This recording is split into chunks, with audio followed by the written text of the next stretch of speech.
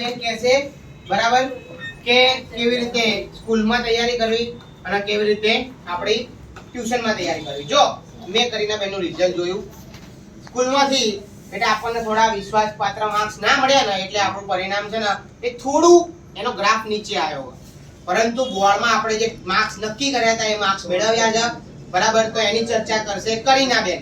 ચલો તો ફર્સ્ટ હું એ જ કહીશ કે તમે ના કોપી કરવાનું બંધ કરો.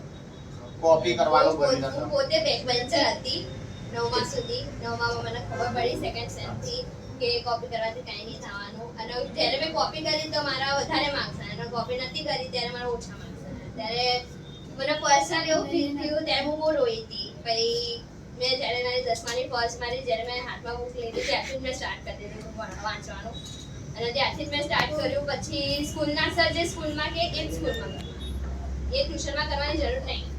એ ટ્યુશનનું જે સર ટ્યુશનમાં જ્યારે કહે ત્યારે ટ્યુશનમાં પરફોર્મન્સ આપવા માટે વીકલી ટેસ્ટમાં ને એમાં તમારે વીકલી ટેસ્ટમાં પરફોર્મન્સ કરવા માટે ને વીકલી ટેસ્ટમાં સર જે કહે ને એ કરવાનું, અને સર જે બોર્ડમાં કહે ને એ બોર્ડમાં કરવાનું. સ્કૂલના સર જે કહે તમને યોગ્ય તમને લાગે કે ના ભાઈ મારા માર્ક્સ આવે એવા તો જ કરવાનું. એવું જરૂરી નહીં કે કોઈ એમ કહે કે તમારે આટલું વાંચવાનું તેટલું વાંચવાનું, એ સવારમાં વાંચવાનું તો સવારમાં વાંચવાનું. હું સવારમાં બિલકુલ નથી, હું રાતે જ વાંચું. બરાબર.